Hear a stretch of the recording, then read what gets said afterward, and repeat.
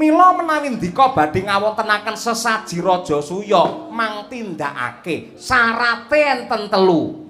Nggih. Syarate enten telu, siji kudu disekseni Brahmana pitu ingkang mateng semedine meleng pangestine gentur tapane. Brahmana pitu kala wau kasuwun ngucapaken kidung suci lan mantra rahayu. Niku syarat sepisan. Syarat ingkang angka kalih kedah dipun pangestoni.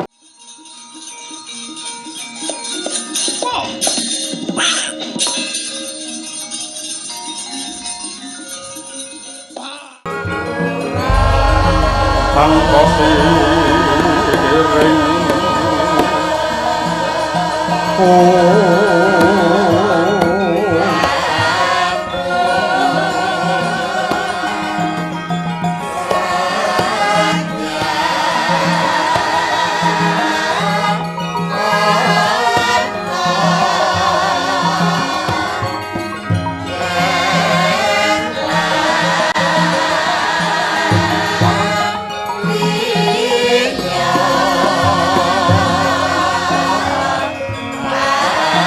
kalep kang omat mas lir murubing langit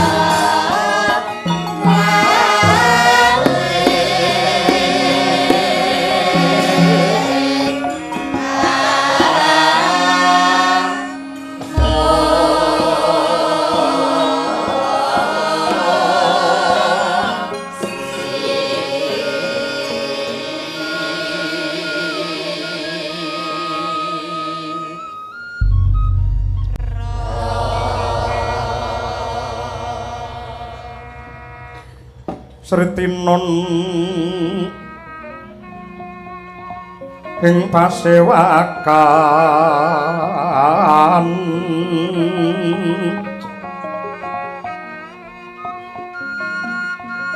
busana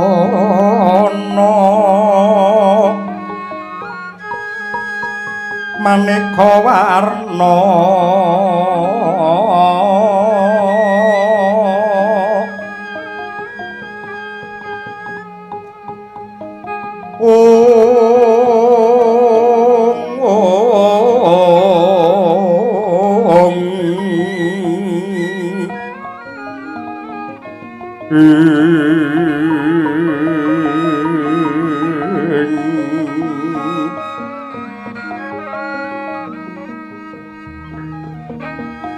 sebak puspiteng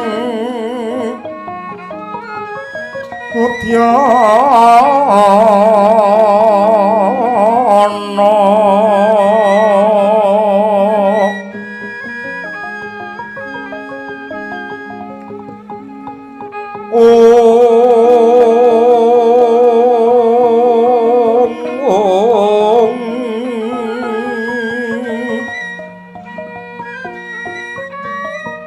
miang panjrah sarwa rukma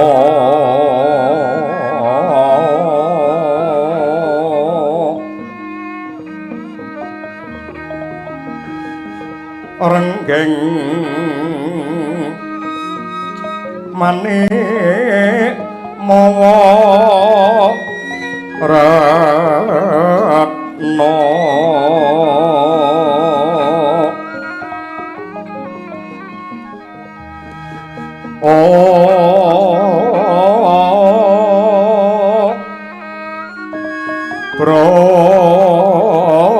Prabanyosu mirat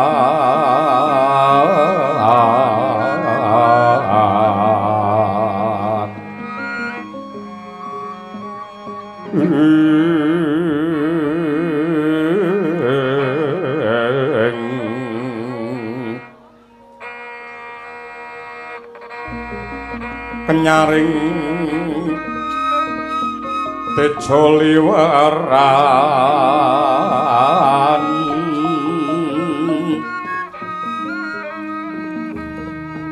lir kilat sisiring dadit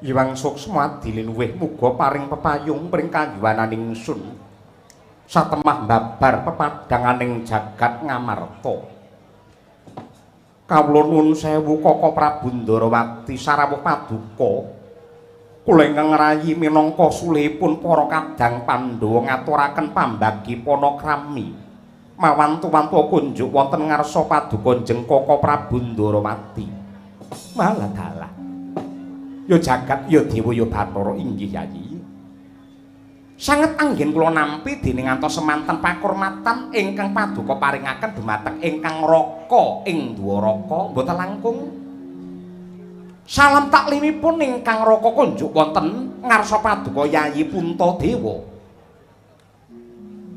kawula nuwun inggih Kaka Prabu Gurawalan anggen kula mundhi tinampi tangan kula kalih mugi andadosaken jimating gesang kula Kaka Prabu Mandura sarawuh paduka kula ngaturaken pasegahan panakrami kunjuk. Waladala inggih Yayi. Sanget panampi kula dening ngantos semanten Sih Kadarman saha pakurmatan ingkang paduka paringaken dumateng ingkang Raka ing Mandura. Dasaripun wilujeng niskala niring sambika langgen kula sowan salam taklimipun ingkang Raka Mandura kunjuk wonten ngarsa kula mundi mugi andadosaken jimat ora keri panjenengamu Kyai Semar Badranaya mara gagi diprayogakne anggenmu pinarak lenggah mbegegek ugek sadulita lae ngaturaken panuwun sinuwun Prabu Puntadewa dening mekaten anggen ndika paring pakurmatan dumateng dapure kula mun Panakawan Semar mboten langkung salam taklim kula kunjuk wonten ngarsa paduka sinuwun yo Kyai Nayantaka ndak tampa tiba sepadha-padha ora liwat diprayogakake anggene pinarak matur nuwun pangraos boten kirang sekeca anggen kula ngabiyantara kawula nuwun sewu Kaka Prabu Ndarawati, Kaka Prabu Mandura lan panjenengamu Kyai Semar Badranaya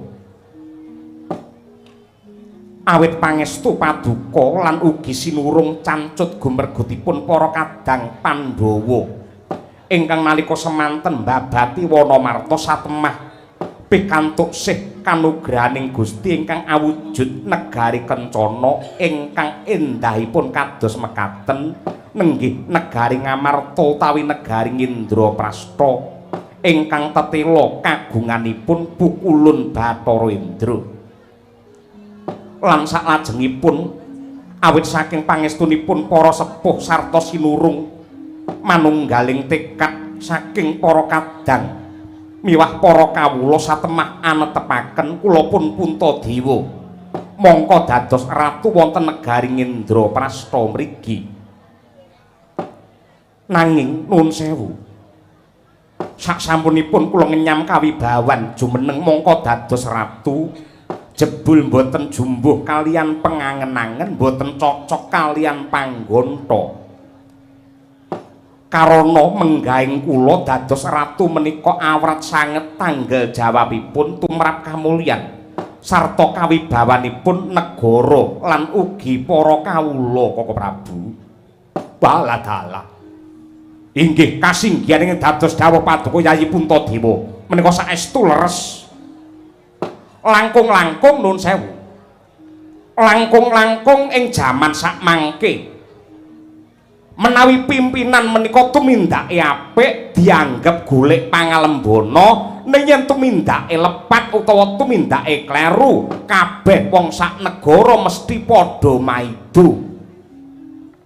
Mila dados ratu mesti sarwa ewuh pekewuh anggenipun anetepaken dumateng tumindak lan pakarti. Karana saperangan tiyang ing jaman samangke boten gagas perkara bener luput lan apik elek, ning mung bab seneng karo ora seneng. Mung bab seneng karo ora seneng. Yen pancen seneng ling ngalembana prasasat kaya sundul langit, ning yen boten seneng mbok apika kaya apa mesti tetep elek. Yen wis ana tembung pokoke niku sing marai judheg, niku sing marai bingung. Pokoke aku seneng iki, liyane iki aku ora seneng. Anggere enten tembung pokoke ngoten niku wis kabeh mesti kalah niku mangke. Niku saestu. Nuwun sewu kula Semar tak nderek sumelawatur. Pancen menika leres dawuhipun para bendara kuling nembe kemawon kababar. Pancen jaman niki jaman sing angel. Nanging menawi saking pamanggih kula dados ratu utawi dadi pimpinan niku mboten perlu menggalih anggone dadi ratu disenengi karo wong akeh apa ora. Entuk pangalembana apa malah dipaido niku mboten baku, ning ratu kudu tansah ngandelaken raos ingkang ikhlas lan sabar nampi dumateng kanyatan ingkang baken lambarane tetep tekad ingkang suci, sepi pamrih, rame ing gawe. Kanthi sakuwate tenaga lan sagaduke pikiran tansah nandur kebecikan ingkang piguna tumrape bebrayan tanpa gagas pangalembana apa panyedha, ning sedaya mung dipasrahake dumateng wasesane Hyang Agung. Merga ya mung pangeran sing menang biji lan ngoleh-ngolehi dumateng tumindake menungsa. Yen pakem kula tek ngoten to sinuwun. Hanjrah ingkang puspita rum kasliring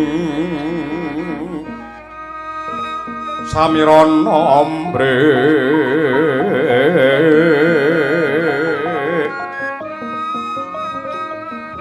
maripah lo cinawi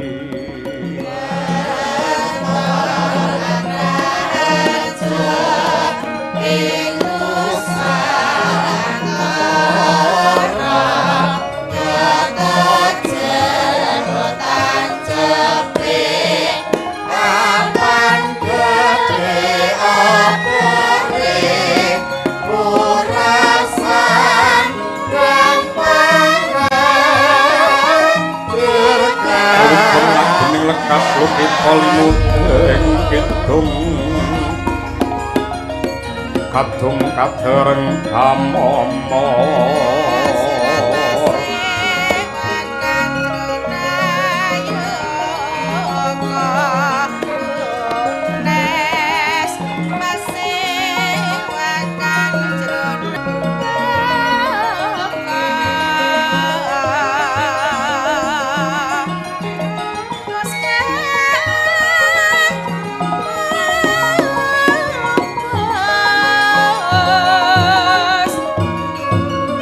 mangun manah rahayu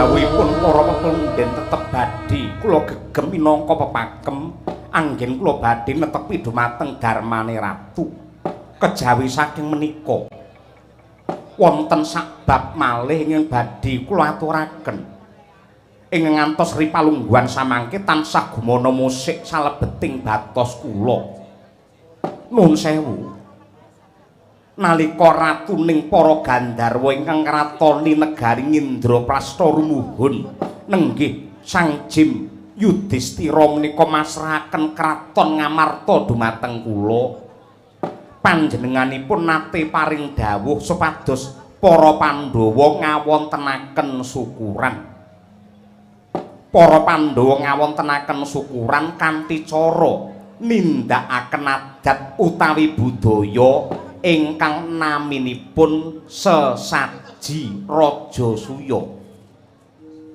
Sisandamel dinten samangke kula nyuwun dawuh bab pangandikanipun Prabu Yudhistira supados Pandhawa ngawontenaken sesaji Raja Suya menika menggahipun para pundhen menika kados pundi lan menapa ingkang kedah kula tindakaken.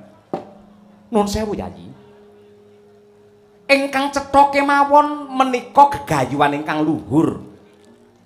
Karana inti sarinipun menika bab ngunjukaken raos syukur dumateng purbane Hyang Agung.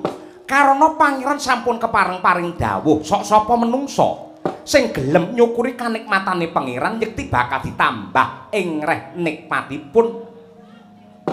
Dene sak ngertos kula sesaji Raja Suya menika syukuran ingkang dipun tindakaken dening Narendra Agung dene maknanipun kados pundi lan syarat-syaratipun menapa gandeng menika magepokan kalian budaya tartamtu kemawon danyange tanah Jawa ingkang langkung pono babagan menika. Mila saking menika Kyai Semar monggo ndak aturi paring dawuh magepokan kelawan sesaji Raja Suya. Ha inggih matur nuwun.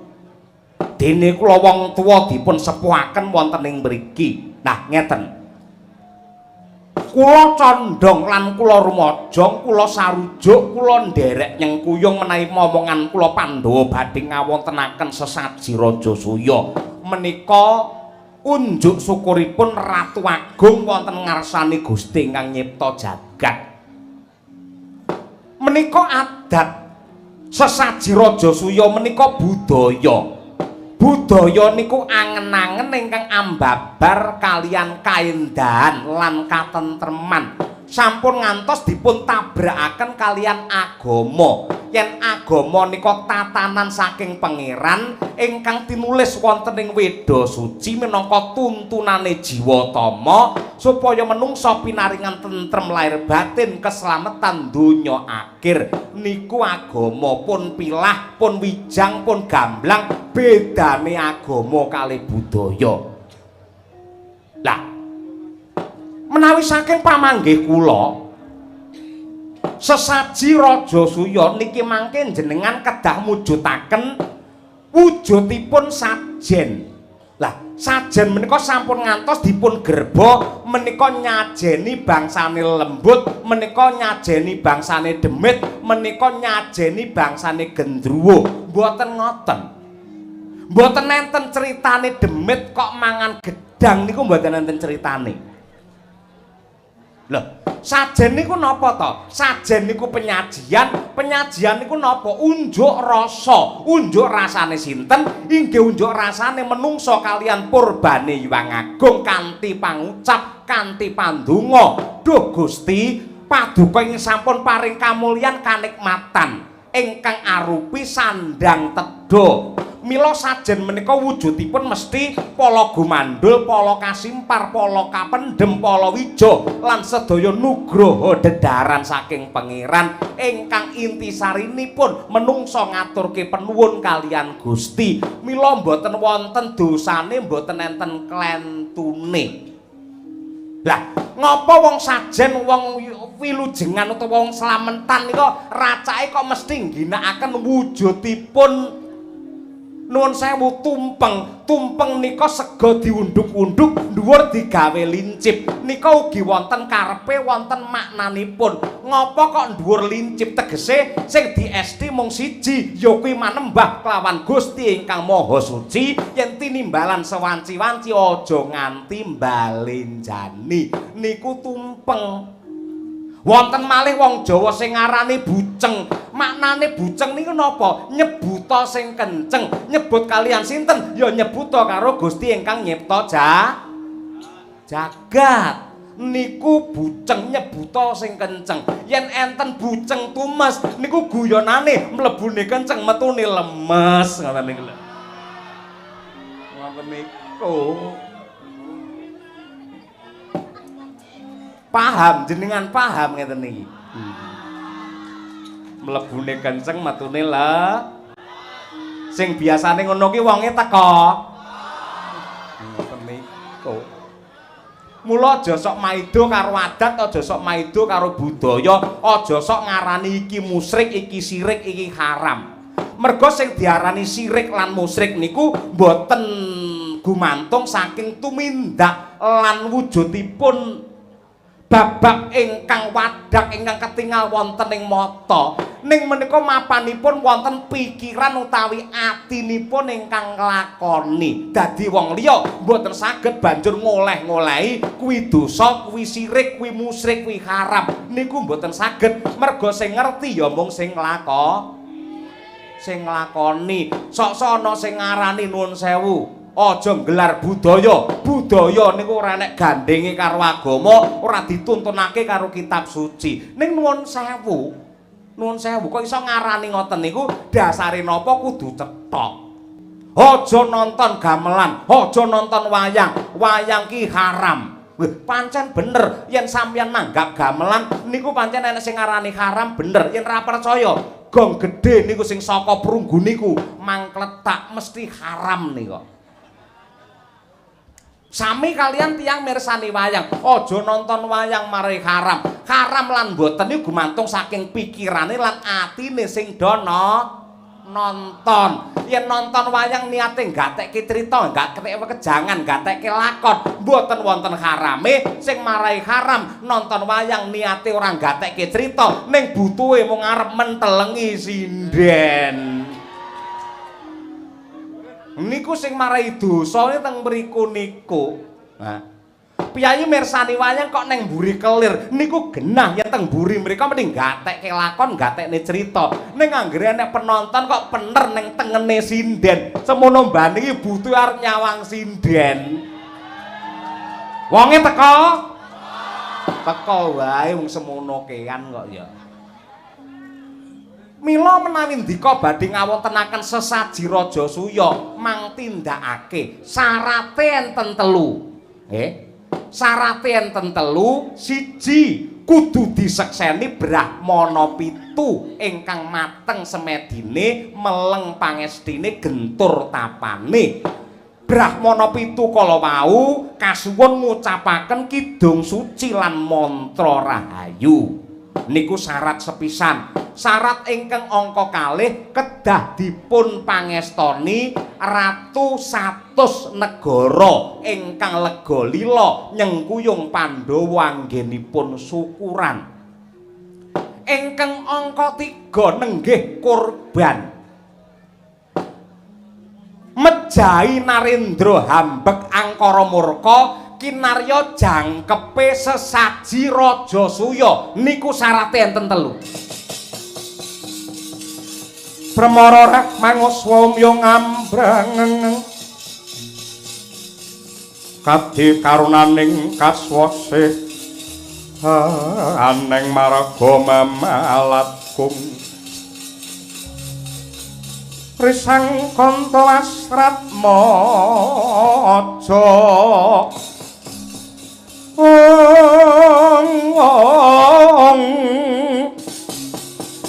leng lalu hangulati surya mangrang sang wayah kumyus hamara ayan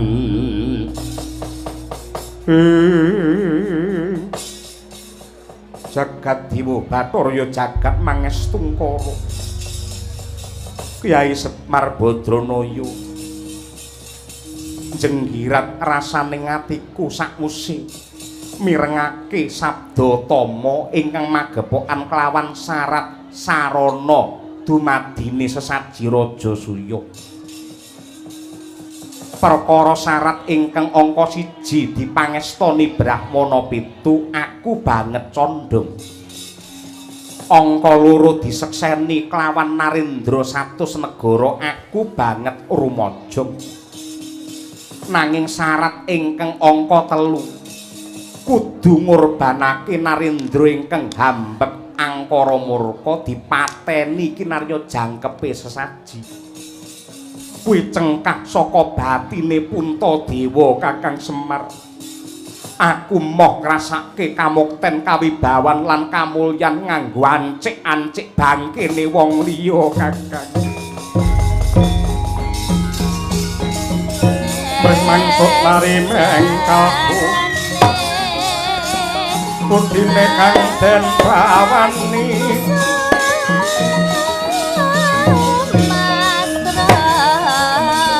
menganing Yasukarila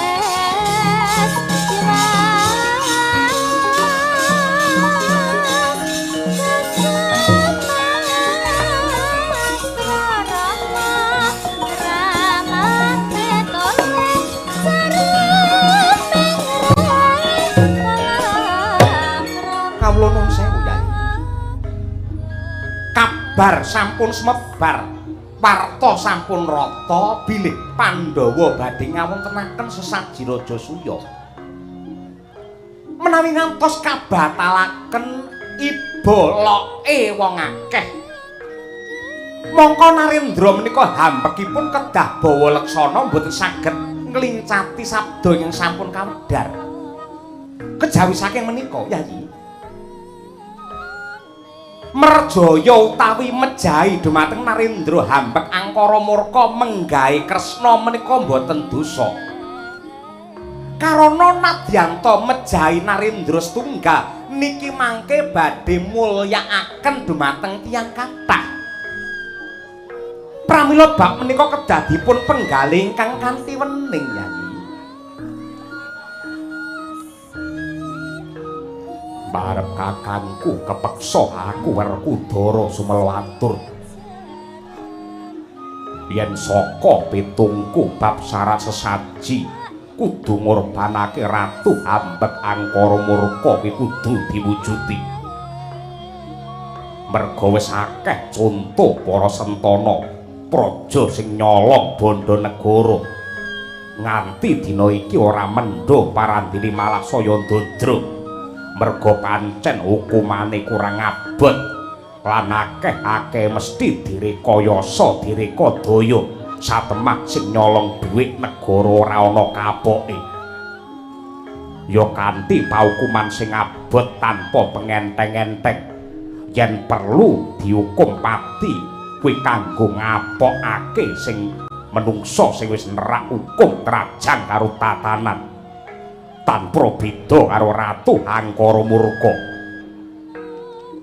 tanpa beda karo ratu angkara murka sing ngrekasakake wong sak negara kuwi ya kudu dipatrapi hukum pati supaya negara lan kawula bisa mulya wibawa lan bener-bener ngrasake urip sing merdika kang sejati lan tumemen. Mula dina iki aja melu-melu. Dudu sapa-sapa Werkudara sing saguh jangkah ngrampungi Ratu Hambet Angkara Murka.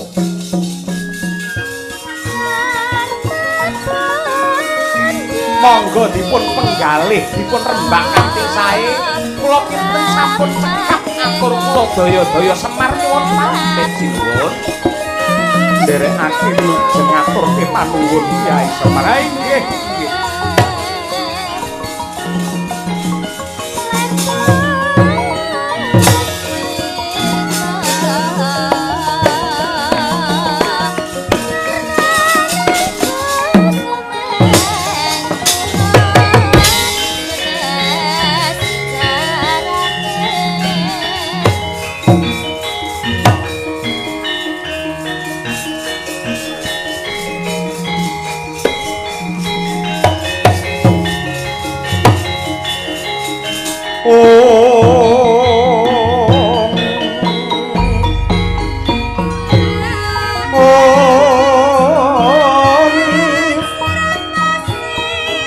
Amaning nata terbukti palaksana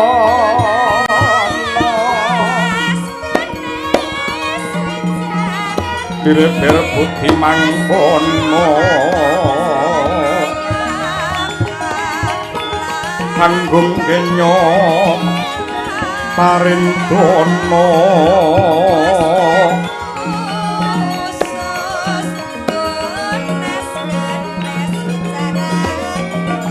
lolek bawa ing iya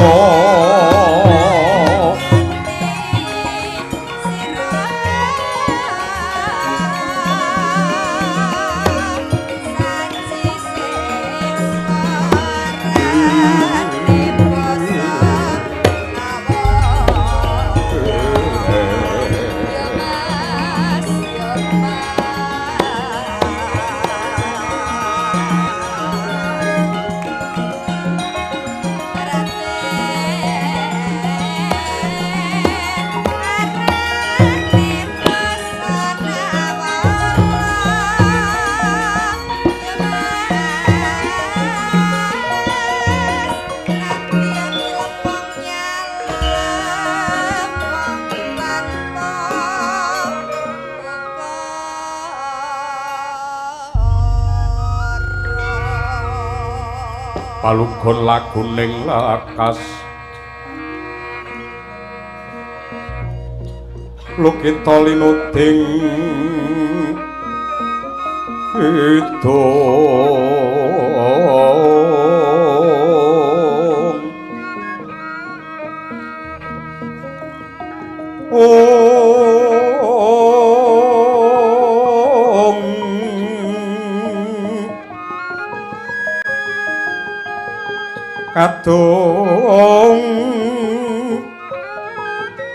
kadereng hamomor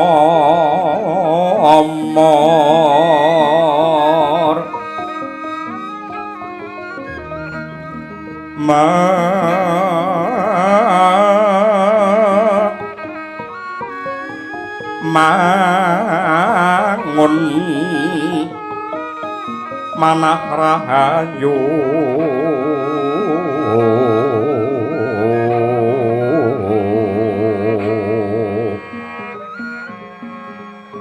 Haywana tan hagolong kumulung manadukara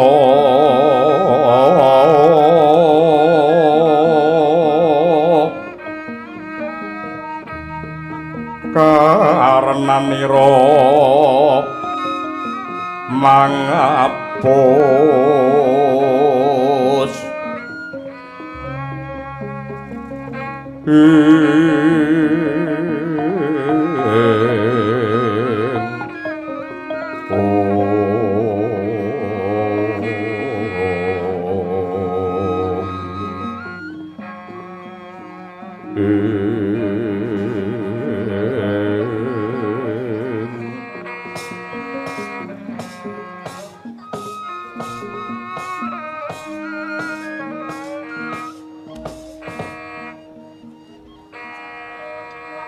Kawula nuwun sewu, amit pasang kalimat tabi tinebene ing tulak manu dumawaing tawantuan.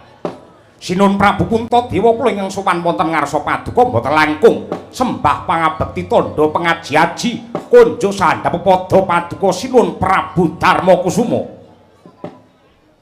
Kawula nuwun inggih. Sanget anggen kula nampi dawah sami-sami.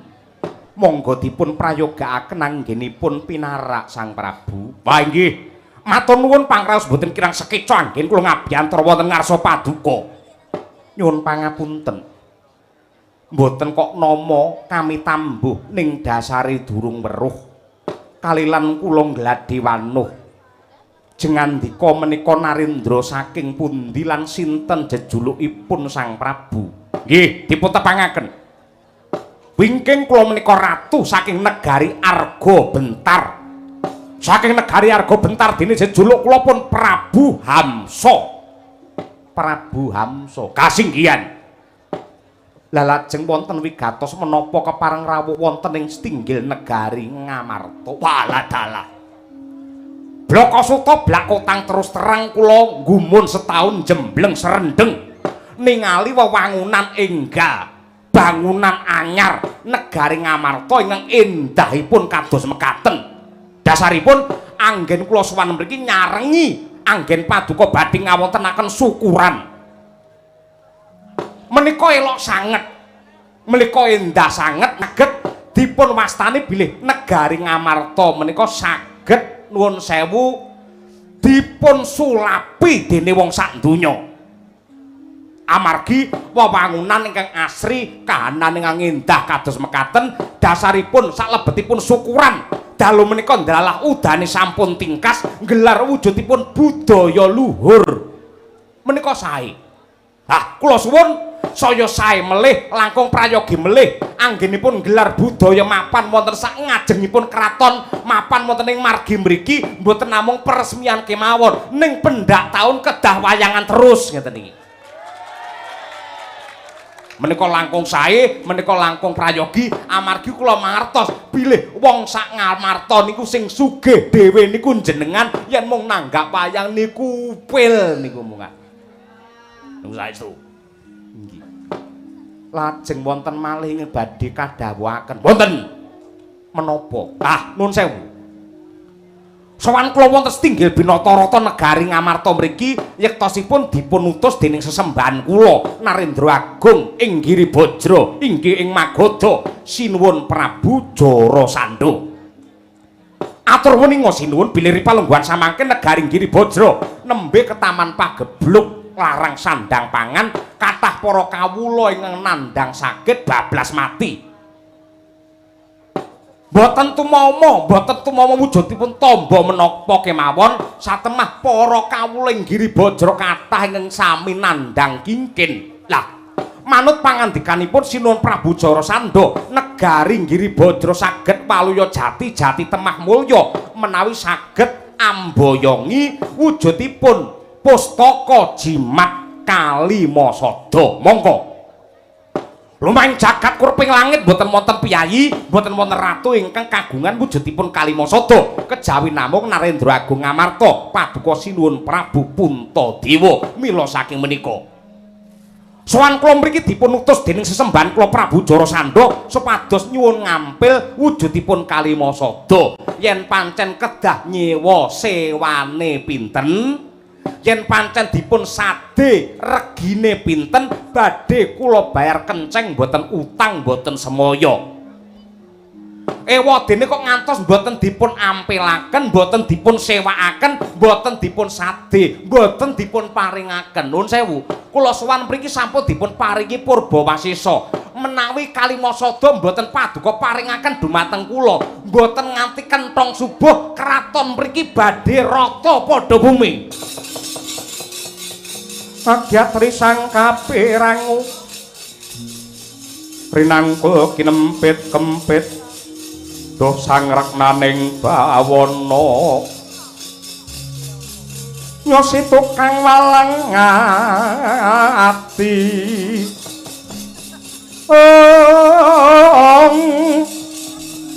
ya si tukang walang ati ya si tukang ngenesing tias ya si tukang kudu garing kadangipun Kakang Dimas Werkudara tanpa lidah sinambung banyu tinalang mestine Siadi wis ndungkap apa sing dikersakake dening Prabu Amsa. Mula kang mangkono Yayi Purbawasisa ndak pasrahke marang Dimas Bratasena.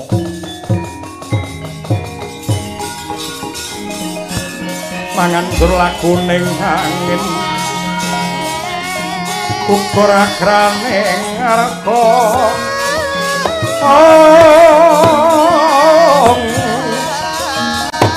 Kura-kur nitoreh kiri-kiri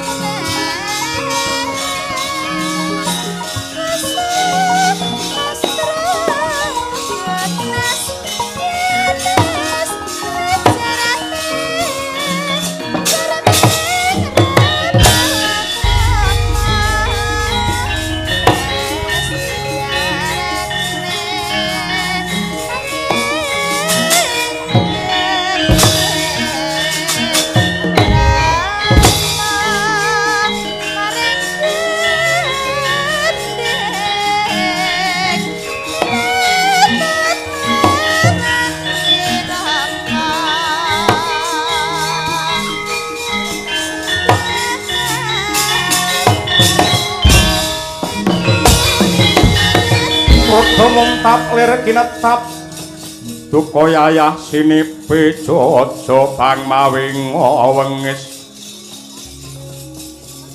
netra kocak nguntar andir hitep nyomangala cakra prapan brabak branang kaya kembang ora awari yen kasumeta merang seketeng murub dahanane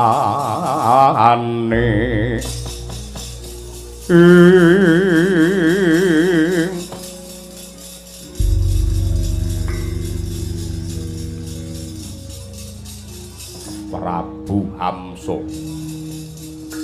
jeng kandika sinten diwanuhake kadang panenggak Pandhawa satriya Jodipati Werkudara kang dadi aranku.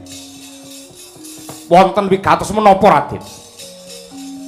Apa bener kepara nyata tekamu rene bakale nuku anane jimat Jamus Kalimasada?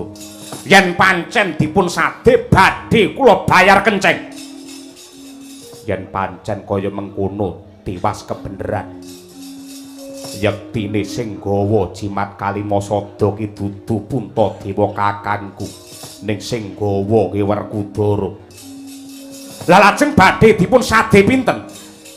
Yen pancen arep ndok tuku malah tiwas kebeneran merga Kalimasada wis pirang-pirang dina tak tawak-tawakake wong rene sing gelem. Dasare ora suwe meneh iki bakale poso aku nganggur. Mula Kalimasada tak dol pisan dina iki. Lah dipun sade pinten?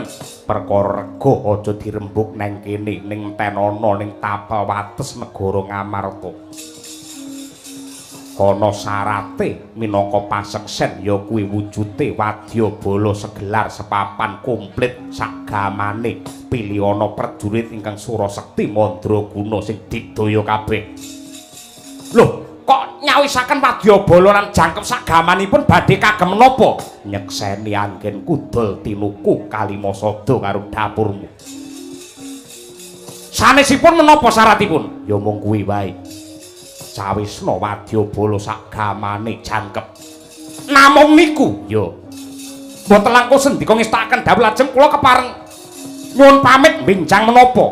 Dina iki uga kowe mangkata kowe lunga. Kowe ngenten ana tapel wates negara Ngamarta. Siagakna wadyabalamu mengko genti tapak aku sing bakal nusul. Wah nggih, yen tetelo kados mekaten mboten langkung ngaturaken panuwun sedaya para lenggah kaliyan kula nyuwun pamit saking ngarsa paduka. Muga-muga lepaso paramu jembaro kuburmu.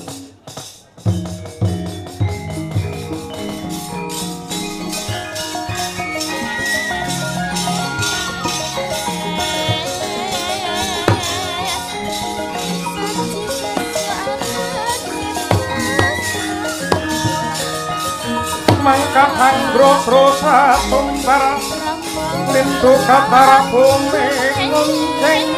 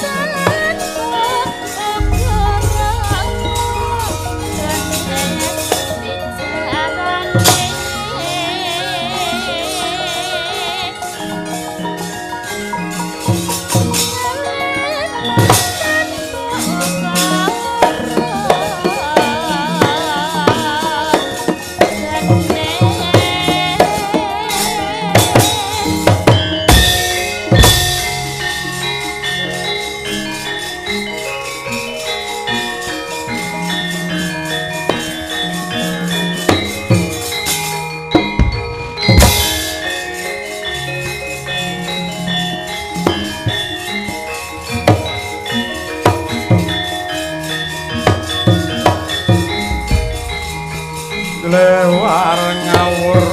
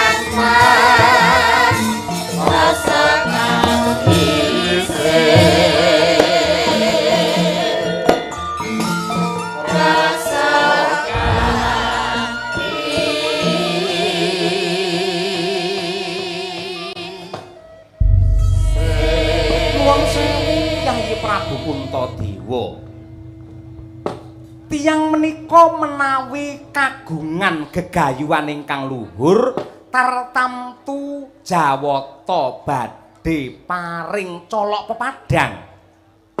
Buktinipun praptanipun Narendra Arga Bentar nenggih pun Hamsa menika mujudaken panuntun trontong pepajar tumrap kasidaning gegayuhan para Pandhawa anggenipun ngupaya Narendra hambek angkara murka.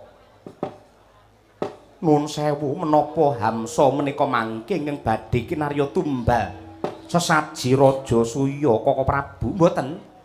Nanging ingkang ngutus dumateng Hamsa Narendra Giribajra pun Prabu Jarasandha. Kosik Yayi, kok ndok anggap lamun to Prabu Jarasandha ki Narendra hambek angkara murka kuwi nganggo dasar apa? Kaka Prabu. Prabu Jarasandha menika ngawontenaken sesaji Raja Ludra. Tegesipun din samangke badhe ngunjara Narendra ingkang cacahipun 100 negari badhe dipun aturaken kinarya dedaharanipun Bathara Kalaludra. Lah, sawanipun Hamsa kala wau yektosipun badhe pados sisik melik gandeng Jarasandha sampun ngunjara Narendra cacah 97 namung kirang 3 ingkang dipun incer kinarya genep boten wonten sanes kejawi namung Ratu Ngamarta Ndarawati miwah Ratu Mandura. Iki mau bake aku ya diincer. Nggih, waladalah tutu karepe dhewe. Nggih, mila saking menika. Werkudara, apa jlidheng kakangku? Sadurunge ngrampungi Jarasandha ngibarate ngrubuhake wit kudu dipaprasi saka pange luwih dhisik. Hamsa kae rampung ana. Ora liwat ngestokake dawuhmu. Kaka Prabu ngaturaken panuwun ingkang tanpa upami dene paduka kepareng nyengkuyung lair batos tumrap kasidaning panggayuh kula ngawontenaken syukuran. Mugi-mugi panyuwun kula lekasipun para Pandhawa ingkang kados mekaten saged kinarya kaca brenggala utawi patuladan tumraping jagat raya.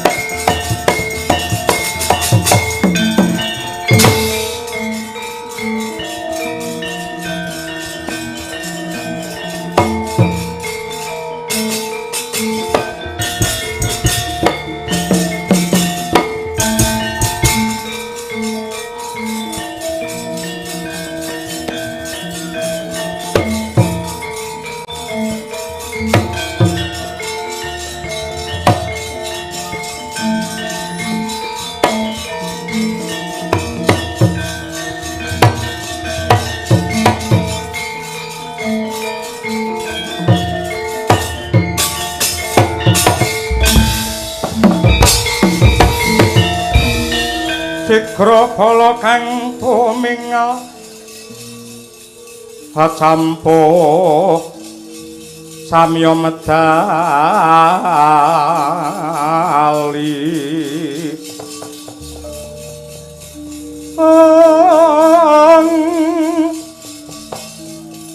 lertatet wileting kata cah iwang gong mangoncang niti bencang sangaji micil ladi nyonget tali wuwus terus Surawilaga kaya buta singa pragil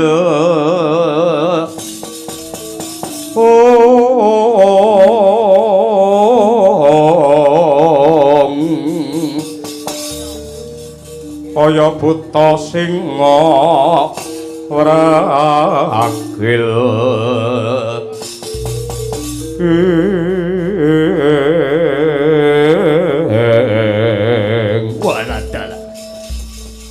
Reja manik sejati ning alam ingkang timut ing jagat. Tuguk Teja Mantri. Kawula nuwun wonten timbalan ingkang adhawuh sinuwun Prabu Hamsa. Mbilung Siap juragan. Ripalungguhan iki aku wis antuk trontong pepadang. Nadyan kondange jare Pandhawa ki wong pinter, Pandhawa wong wasis, Pandhawa ki wong waskita, ning tinemune bareng aku adu arep aku nyatake tenan jebul Pandhawa ki goblok, Pandhawa ki bodho. Dasaripun menapa kok kados mekaten sinuwun. Aku nindakake rekadaya sanggit rungsit. Reka-reka bakal ngampil wujute jimat Jamus Kalimasada kanthi tembung klonyotan bakal ndak tuku pira regane tak bayar kenceng. Jebule ya bakal didol. Lho, kok badhe disadi? Iya. Ingkang ngasta Kalimasada sinten? Ora ana liya kejaba satriya panenggak Pandhawa, satriya Jodipati sing jenenge Werkudara. Kok wis pindah? Mangka pakeme sak ngertiku sing nggawa Kalimasada iki sinuwun Prabu Puntadewa ya gak ya. Iya. Kok ngalih ngene Werkudara. Lah nggih. Kuwi kudu dicethake kok saged ngoten niku pripun sinuwun? Lho pancen kok ya mangkono. Lah lajeng pripun? Lah aku diperintah karo Raden Werkudara supaya mapan ana ing tapel wates negara Ngamarta. Syarate anggene Raden Werkudara maringake Kalimasada, aku diperintah supaya nyawisake wadyabala segelar sepapan sing Surasekti Mandraguna jangkep sagamane pisan. Piye iki lho? Sampeyan iki janjane arep ngapusi ning tekan kene malah genti kapusan. Kok ngono? Nggih. Saiki yen nyawisake wadyabala segelar sepapan komplit sak gamane pisan yen ora ditantang perang arep ngapa coba? Cara cetha ngoten, he Prabu Hamsa, kowe kena ngrebut jimat Jamus Kalimasada ning carane kowe kudu bisa nglangkai bangkeku sampean ditantang gelut karo Werkudara. Mau ora nantang ngono, kandha utawa omongane ora ngono kuwi. Merga mriki niki nggene wong alus. Apa-apa mesti ngangge semu ora kondur gradakan kaya sampeyan ngoten niku. Sampeyan dijak gelut ditantang perang ning sampeyan ora krasa. Lah niki sing bodho Pandhawa napa sampeyan mang oleh-olehi dhewe ngoten niku. Yen pancen Werkudara nantang perkara karo aku ya ora wedi, aku ora gigrek. Yen pancen wani ya kudu dipikir sing dawa. Bunci sampeyan arep perang karo Werkudara niku napa? Werkudara niku kadigdayane sampun kondang mbrebeki jagat. Lah ya ngono ta Kang Tagak? Yo bener. Nun sewu. Aja kok lamake menungsa dewa kemawon iring kalian kaprawirane Werkudara. Duwe pusaka loro, pusaka Kodrat karo pusaka Wiradat. Kodrat wujudipun kuku Pancanaka. Kuku niku dawane mung setengah kilan. Ning lamun to nggih perang niku modot saya dawa, saya atos kukunipun. Yen mungsuh ora waspada ora prayitna tibane kuku Pancanaka mesti ngletak klebu sampeyan. yen pusaka wiradat wujute gada rujak polo. gedene sepira? Yen diukur ra kena ning mang bayangke yen rujak polo niku didekne ning tengah sawah niku iso nggih ngiyupi sawah 3 hektar niku. Pun yen semonten mang gagas mang pikir piyambak gedene sepira? Aku ra gigrek, aku ra wedi karo Werkudara. Sampeyan wani perang tenan karo Werkudara. Wani ya mung banget. Yen pancen wani kerjasama kalih Bilung. Kerjasama piye? Sampeyan mang perang kalih Werkudara, kula tak tata-tata gawe bandosa nggih ngusung mayit sampeyan. Lambene Lho saestu niku. Sampeyan nantang karo Werkudara ubur-ubur ikan lele, modar le. Malah ngendon-ngendoni. Mboten kok ngendon-ngendoni. Saestu niku sampeyan niku mangke. Jane bener ingkang dados aturipun tikus Bilung niki. Mila saking menika kedah dipun penggalih kanthi wening pinalawan 64 rinantya medhot. Togok lawan Bilung kowe matura marang adikku Yayi Prabu Dimbaka. Lamun to kapengkok ing Pancabaya aku gedhe-gedhene nganti mati yen dilangkai dening Yayi Dimbaka aku bisa urip meneh. Syagakna Pramadya bala Maisa Kurda tak serange negara Ngamarta.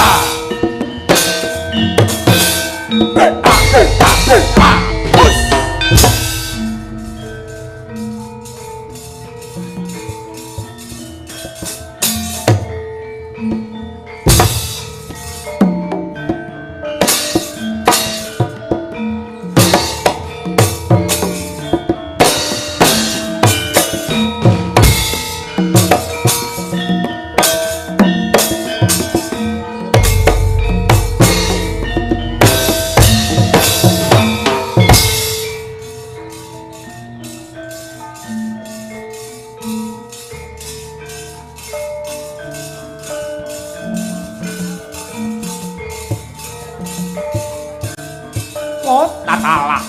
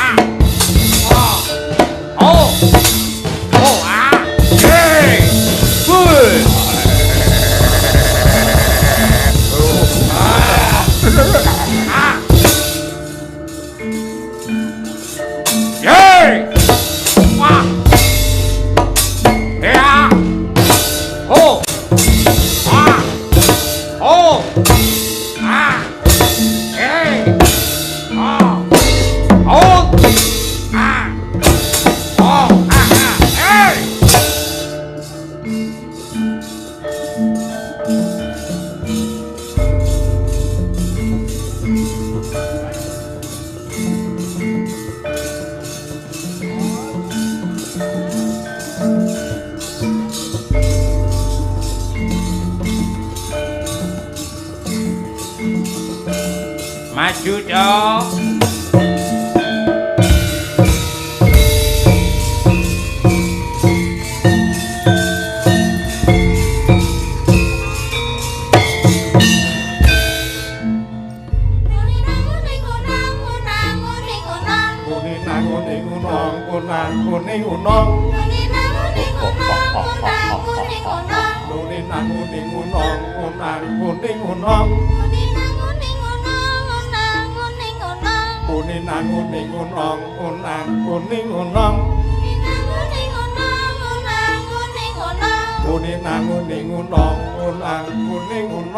Setane wis metu awas hati-hati Padha nganti kegawa godane setan Setane wis metu awas hati-hati padha nganti kegawa godane setan Kanca-kanca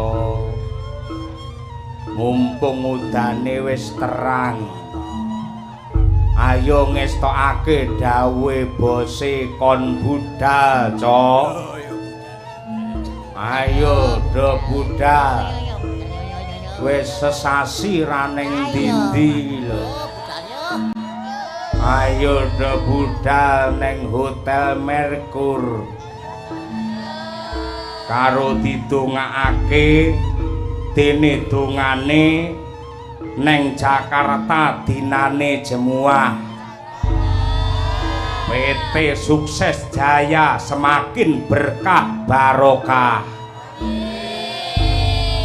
ke Bali numpak sepur Bapak Harsono Ibu Eli sehat dan panjang umur ubur-ubur ikan lele Hotel Merkur selalu jaya le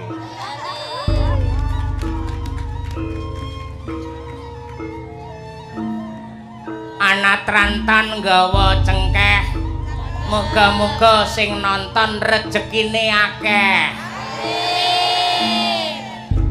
anak rantan mlaku panas-panas Sing nonton muga-muga utange ndang lunas.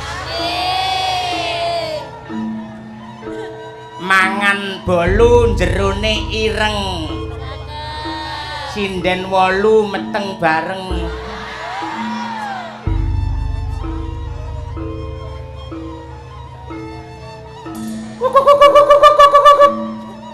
Ayo budal ya.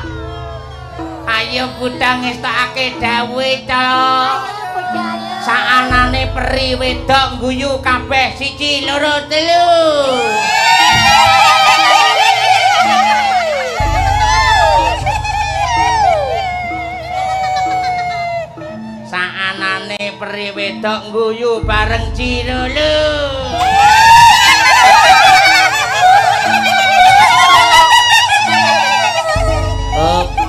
Saiki sing guyu mung siji peri sing cedhek karo dalange. Cilulu.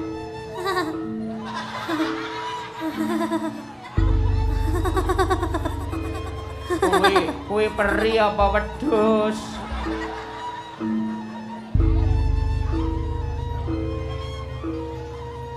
Pang dundung pang. Pang dundung pang. Pang dundung pang.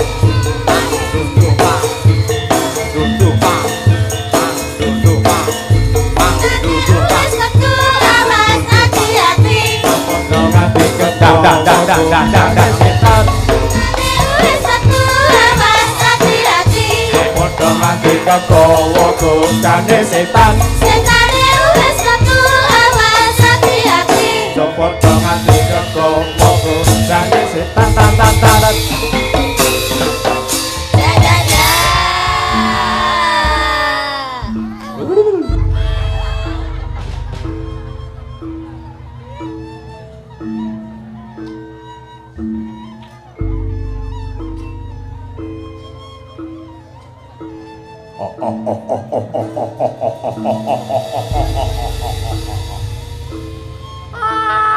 Acing.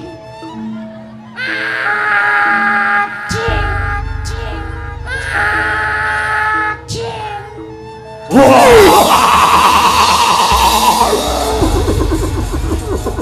Ayo para penonton. Lehmu nonton wayang kok nganti bar tak dongake tambah akeh rezekimu. Ning bar limbukan rik mule tak dongakne ndang rabi neh bojomu.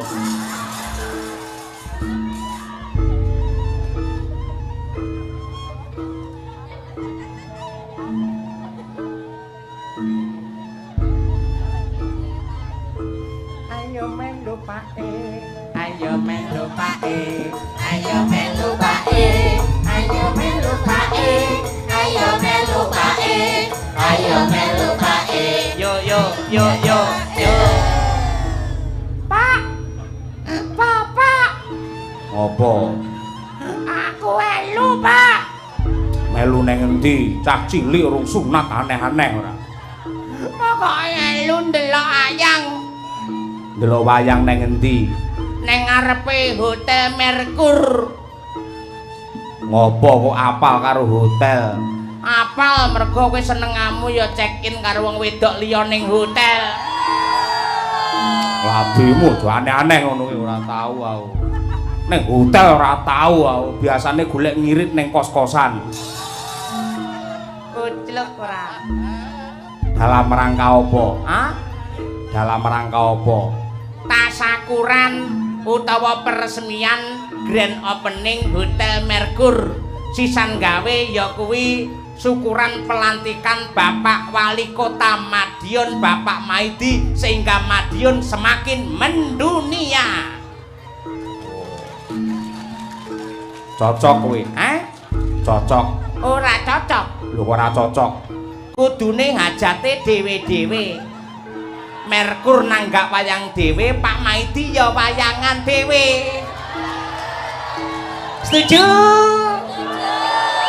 Setuju? Setuju wae karo ndeloke dhewe. Ayo melu pake, ayo melu pae, ayo melu pae, ayo melu pae. ya. Ya.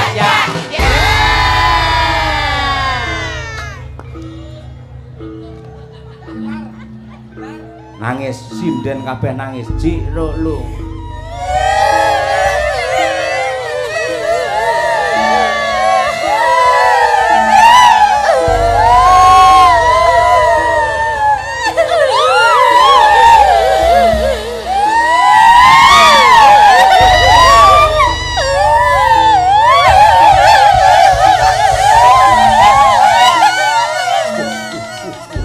Apa-apaan itu?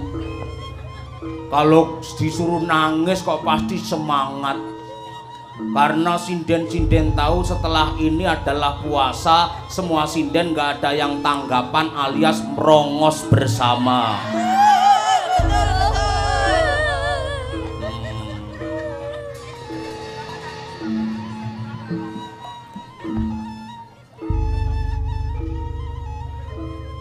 Apa-apa ini? Apa-apa ini? Apa-apa ini? Apa-apa ini? Apa-apa ini? Apa ini? Kamu apa tidak tahu tentang kesehatan? Susu itu neng motor apik.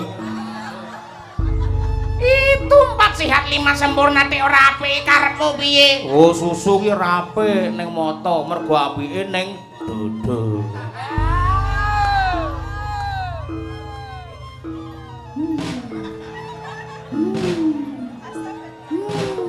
Cici aku. Oleh-oleh mbiyen ngedol awake ning gudhe karo guyangan ngono kuwi.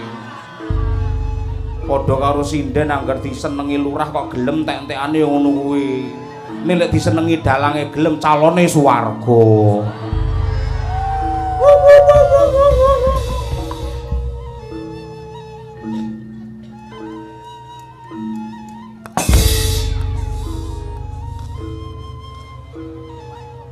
Anana pace apa dikit nah apa dia apa dikit-kitku apa ciko apa tikut kut kut apa teye tendel anak teye apa titetena apa tia apa titeteku apa tito apa tikut kut kut apa teye. Sik saiki jajal karo ngadeg gerakmu ngono ki piye. Aku penasaran, aku ro ning TikTok tok ora trimo aku. Ben gerak apa cek ya? Yo kan dilu ya kan, sing seneng ora mung penonton, bapakmu hiburane ya kuwi ngono. Hut. Anana pateye apa titetena apa Merem, tia apa titeteku apa tito apa tikut kut kut apa teye. Anan apa? Ra iso boyokku malah pedhot ngono.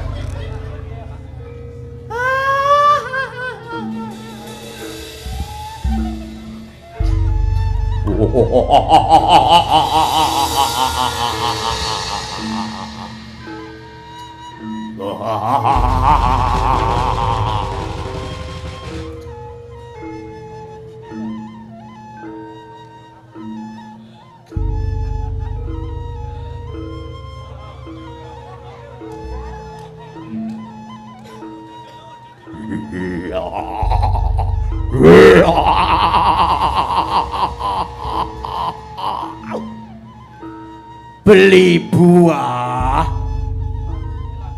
harus yang halal. Alhamdulillah, wayangan malam ini tidak batal.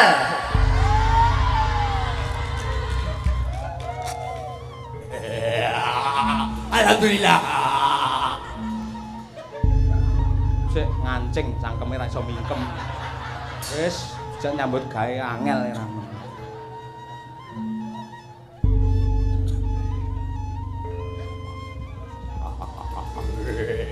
Mancing neh jangkrik.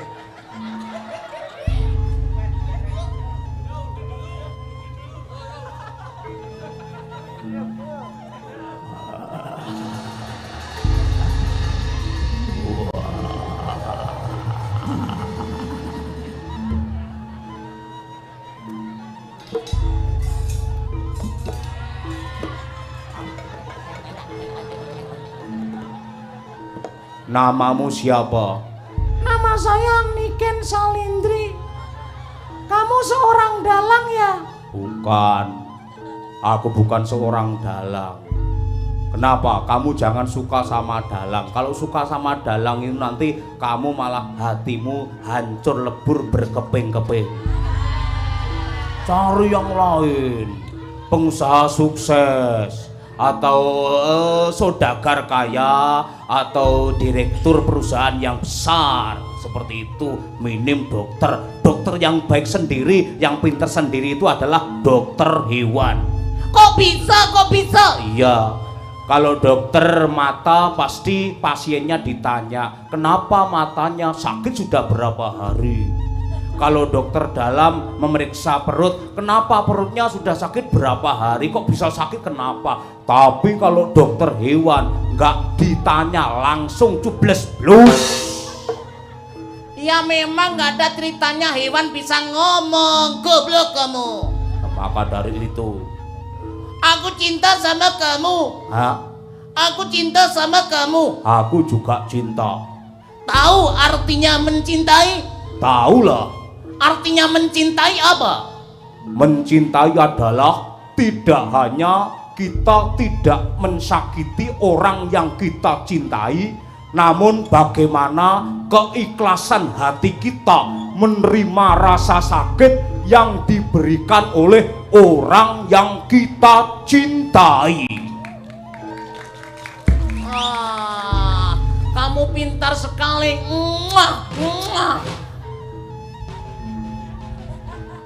Ke opo?